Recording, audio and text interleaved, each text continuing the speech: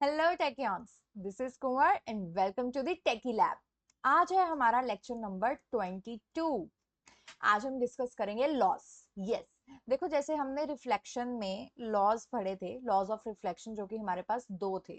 Same way हमारे पास refraction में भी लॉज हैं एंड वो भी आज हम स्टडी करेंगे which are very important. Let's get started. ठीक है, बहुत इंपॉर्टेंट होने वाला है आज का लेक्चर। ठीक है, बहुत ध्यान से सुनना। देखो, जैसे हमारे पास रिफ्रैक्शन रिफ्लेक्शन में था, क्या था कि जो आपकी इंसिडेंट रे है, जो आपकी रिफ्लेक्टेड रे है एंड जो आपकी नॉर्मल है, हमने क्या कहा था, they all lie in the same plane. ठीक है, यहाँ पर क्या है, they all lie to the interface of the two transparent media. कि आपके पास एयर है एंड देन आपके पास ग्लास है एंड रे जैसे यहाँ पर आ रही है ना। So instead of covering this path it goes this way, इतना मालूम है हम सबको, है ना। बट हम अभी क्या कर रहे हैं, हम ये इंटरफेस की बात कर रहे हैं। ठीक है, तो एक तो ये चीज चेंज करनी है and then they are all lying on the same plane here as well. हमने इसकी डायग्राम बनाई थी ना लास्ट एक्टिविटी जब हमने डिस्कस की थी, मतलब हम इसको एक प्लेन में एक्सप्लेन कर पा रहे हैं। So they all lie in the same plane. ठीक है, so incident ray, reflected ray, refracted ray and the normal to the interface of two transparent media at the point of incidence all lie in the same plane।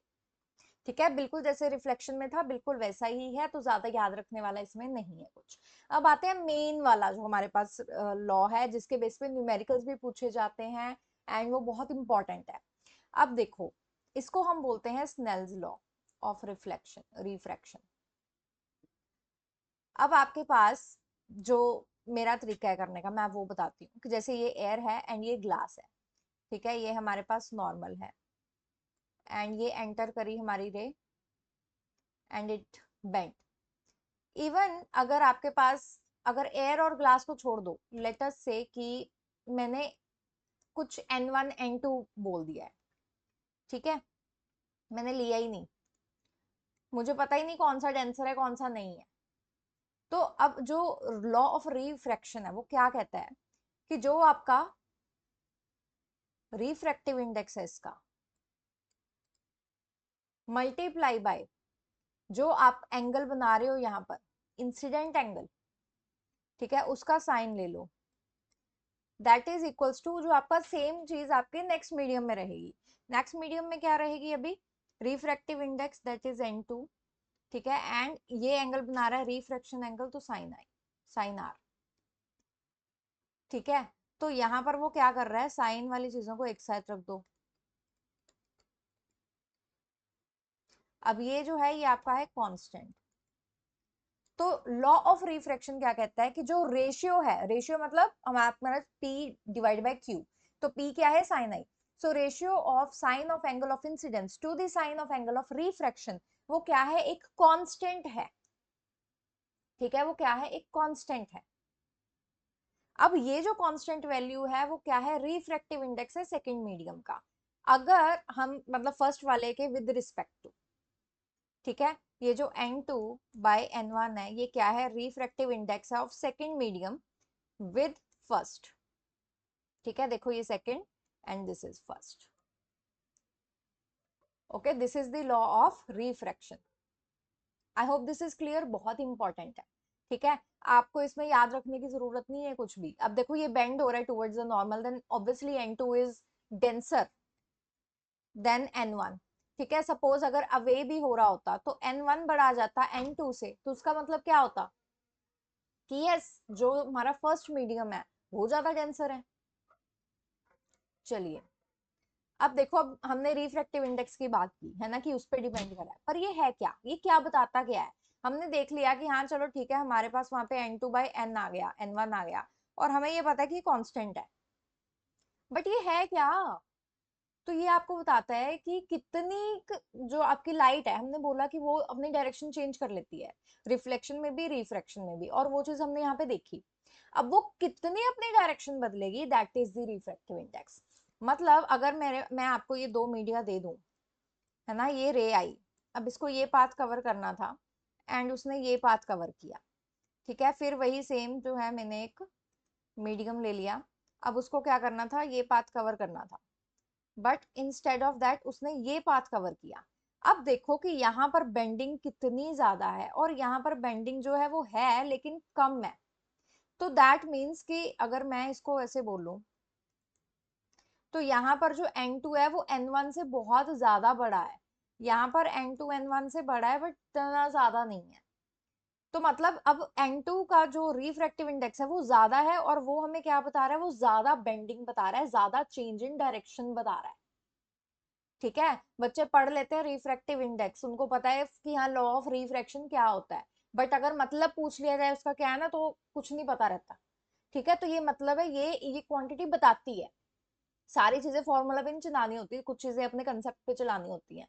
ठीक है, अब हमें ये मालूम पता लग गया ओके कि जो लाइट है वो अलग अलग मीडियम में अलग अलग स्पीड से मूव करेगी। फिर आपका मीडियम जितना ज्यादा ऑप्टिकली डेंसर होगा, जितनी ज्यादा उसका रिफ्रैक्टिव इंडेक्स होगा, लाइट की स्पीड उतनी ज्यादा कम हो जाएगी। ठीक है, लाइट जो है that travels fastest in vacuum, जिसकी वैल्यू हमें मालूम है 3 × 10⁸ मीटर पर सेकेंड, बट जैसे ही वो डेंसर टू डेंसर मीडियम में जाएगी लाइट विल स्लो डाउन। ठीक है, light slows down in denser medium. ठीक है, ऐसा नहीं कोई पास नहीं कर सकती, पास करेगी लेकिन उसकी स्पीड स्लो हो जाएगी। एंड ये स्लो डाउन ही और ये change in velocity, change in speed ही रीजन है कि आपके पास मतलब क्यों जो लाइट है वो बेंड होती है। तो अगर आपसे पूछ लिया जाए what is the cause of bending, so it is change in speed of light. ये चीज लिख लो,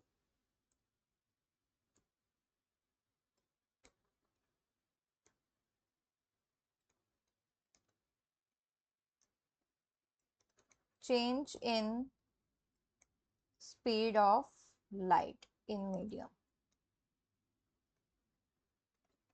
गॉट इट? तो आपको ये छोटी छोटी चीजों का ध्यान रखना है। चलिए नेक्स्ट। अब देखो, जैसे मैंने अभी बना के दिखाया था ना कि फर्स्ट से सेकंड आ रहे हैं, जैसे मैंने n1 n2 का बताया था, लेकिन मैंने ये नहीं बताया कि कौन सा डेंसर है कौन सा नहीं है। ठीक है, वही कंसेप्ट है। अब आपसे वो पूछ सकता है कि रिफ्रैक्टिव इंडेक्स, देखो सेम केस है एयर टू ग्लास का। ठीक है, वो आपसे पूछ सकता है कि बताओ speed of light in medium one, that is air with respect to glass, या आपसे पूछ सकता है glass with respect to air. तो अभी हमने वो दोनों यहाँ पे डिस्कस किए हैं। ठीक है, अब वो क्या बोलता है कि हमारे जो फर्स्ट मीडियम है एयर, उसमें जो स्पीड है वो हम ले लेते हैं कि v1 है, और इसमें स्पीड कम हो जाएगी तो वो आ गया v2। अब बोल रहा है कि रिफ्रैक्टिव इंडेक्स जो 2 का है विद रिस्पेक्ट टू 1, हमें वो निकालना है। तो देखो हमने क्या लिखा था कि आपका मतलब n21, 2 with respect to 1, medium 2 with respect to 1, तो जिसकी मीडियम की बात कर रहे हैं वो पहले आएगा नोटेशन, एंड देन बाद में आएगा। बट जब आपने इसको लिखना है, जो फॉर्मूला बनेगा, अगर आप वही स्नेल्स लॉ यूज करोगे तब आपके पास क्या आ जाएगा, v1 डिवाइड बाय v2। ठीक है, रिफ्रैक्टिव इंडेक्स जो है वो डिपेंड कर रहा है किस पे, डायरेक्टली वेलोसिटी पे। ठीक है, v1 डिवाइड बाय v2। क्यों? क्योंकि हमारे पास एब्सोल्यूट मतलब c भी रहता है। ठीक है, ऐसा मत समझना कि c नहीं रहता है, c रहता है। ठीक है, वो भी करेंगे, लेकिन इस चीज को ध्यान रखना, कई बार आपको स्पीड्स दे देंगे एंड आपको बोलेंगे कि रिफ्रैक्टिव इंडेक्स निकालो, तो आपको ऐसे सॉल्व करना है। बट ऐसा नहीं है कि सिंपली आपने कोई भी दो वेलोसिटीज को ऐसे डिवाइड कर दिया, आपको ये देखना है कि विद रिस्पेक्ट टू व्हाट बोल रहा है। ठीक है, अब जैसे नेक्स्ट ये देखो, सेम वही है, डायग्राम में कुछ फर्क नहीं है। देखो डायग्राम बिल्कुल एग्जैक्टली वही है, बाकी सारी चीजें भी सेम है, बस वहां पर क्या था, हमने लिखा है मीडियम 2 विद रिस्पेक्ट टू 1। अब हम क्या करेंगे, मीडियम 1 विद रिस्पेक्ट टू 2, तो 1 पहले आया ना, तो n1 2। ठीक है, लेकिन जब हम राइट साइड पे लिखेंगे तो उल्टा, तो v2 divide by v1, v2 जो है वो ऊपर आएगा एंड 1 नीचे आएगा। ठीक है, I hope this is clear. Yes, I hope this is clear to everyone. Yes, अभी चलो देखते हैं कि हमारा जो एब्सोल्यूट रिफ्रैक्टिव इंडेक्स है वो क्या है। जब हम एब्सोल्यूट की बात करते हैं ना, तब हम क्या करते हैं, हम वैक्यूम और एयर के विद रिस्पेक्ट टू ही करते हैं। ठीक है, अब जैसे कि मैं बोलूं कि एक पानी है, या पानी में मैंने ग्लास स्लैब रख दी एंड देन मैं जो लाइट रे है वो फॉल करवा रही हूँ, तब उसमें हम पिछले केस लेंगे। ठीक है। लेकिन अगर मैं एयर में हूँ, ठीक है, या वैक्यूम में हूँ, उसमें मैंने ग्लास स्लैब रखी, लाइट फॉल करवाई है एंड देन स्टडी कर रही हूँ, तो वो क्या है, वो एब्सोल्यूट रिफ्रैक्टिव इंडेक्स आएगा मीडियम का, क्योंकि एयर का तो वन ही लेते हैं हम, ठीक है। तो उसमें जो स्पीड है वो भी 3 × 10⁻⁸ फिक्स्ड है, तो इसलिए उसको हमने अलग नाम दे दिया है एब्सोल्यूट रिफ्रैक्टिव इंडेक्स, मतलब सबके सेम ही है पीछे वाले, ठीक है। अब मीडियम वन क्या है, एयर आ गया है, देन रिफ्रैक्टिव इंडेक्स ऑफ 2। तो अब हमने क्या किया, अब मीडियम लिख रहे हैं ना, देखो अगर हमने लिखना है 2 विद रिस्पेक्ट टू 1 तो हम 2 1 लिख देते, बट अगर अभी 1 आपका वैक्यूम ही हो गया है, तो हमने क्या किया, हमने अब इसको चेंज करके एन एम लिख दिया। एम मीन्स मीडियम, मीडियम यहाँ पर ग्लास हो सकता है, वाटर हो सकता है, कुछ भी हो सकता है, ठीक है। तो अब वो कितना आया, speed of light in air, yes बताइए। Yes, speed of light in air हमारे पास 3 है, 3 × 10⁸ एंड जो आपका मीडियम है उधर जाके वेलोसिटी कुछ हो जाएगी, स्लो हो जाएगी, तो वो आ जाएगा v, that gives you the refractive index, ठीक है, of the medium. I hope this is clear. आपको ये डेफिनेशंस करनी है, ठीक है, आपको डेफिनेशंस करनी है अच्छे से, इंपॉर्टेंट है, आपको फॉर्मूला करना है, इस पे बेस पे भी क्वेश्चन आते हैं रिफ्रैक्टिव इंडेक्स के, ठीक है। तो ऐसा मत छोड़ना, ऐसा मत सोचना कि हाँ इसको छोड़ दोगे एंड सिर्फ लॉ ऑफ रिफ्लेक्शन का जो रिफ्रैक्शन का जो है सिर्फ वो कर लोगे, ऐसा भी मत करना। आते हैं इसके बेस पे क्वेश्चन, ठीक है, आपको दे देंगे या तो दो रिफ्रैक्टिव इंडेक्स या फिर वेलोसिटी दे देंगे, आपको निकालना पड़ेगा विद रिस्पेक्ट टू, अच्छा इसके निकालो या उसके निकालो, क्वेश्चन करेंगे हम, बट स्टिल आपको पता होना चाहिए, ठीक। चलिए, अब यहाँ पर उन्होंने कुछ रिफ्रैक्टिव इंडेक्सेस दिए हुए हैं, टेंशन मत लो, आपको याद नहीं करने हैं, ठीक है।